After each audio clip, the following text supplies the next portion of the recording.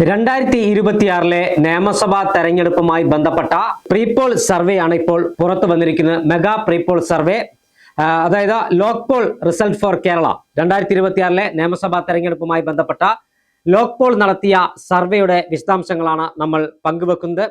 കേരളത്തിൽ ഇടതുമുന്നണിക്ക് 51 മുതൽ 59 വരെ സീറ്റും, UDF-ന് കോൺഗ്രസ് നേതൃത്വം നൽകുന്ന UDF-ന് 81 മുതൽ 86 വരെ സീറ്റും, NDA-ക്ക് 0 മുതൽ 2 സീറ്റും ലഭിക്കും എന്നാണ് ലോക് പോൾ സർവേ പറയുന്നത്.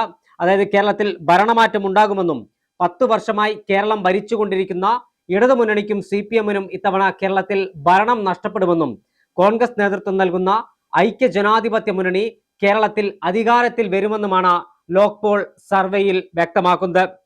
വോട്ടിംഗ് ശതമാനം, അതായത് വോട്ട് ശതമാനം പരിശോധിക്കുമ്പോൾ ഇടതുമുന്നണിക്ക് 39 മുതൽ 41% വരെ വോട്ട് ലഭിക്കുമ്പോൾ UDF-ന് 43 മുതൽ 45% വരെ വോട്ടും, NDA-ക്ക് BJP നേതൃത്വം നൽകുന്ന NDA-ക്ക് 13 മുതൽ 15% വരെ വോട്ട് ലഭിക്കുമെന്നും മറ്റുള്ളവർക്ക് എല്ലാം, അതായത് സ്വതന്ത്രരും മറ്റ് ചെറു രാഷ്ട്രീയ പാർട്ടികളും മുന്നണിയിലില്ലാത്ത ചെറു രാഷ്ട്രീയ പാർട്ടികൾക്കുമെല്ലാം കൂടി 2 മുതൽ 3% വരെ വോട്ട് ലഭിക്കുമെന്നാണ് ലോക് പോൾ സർവേയിൽ പറയുന്നത്.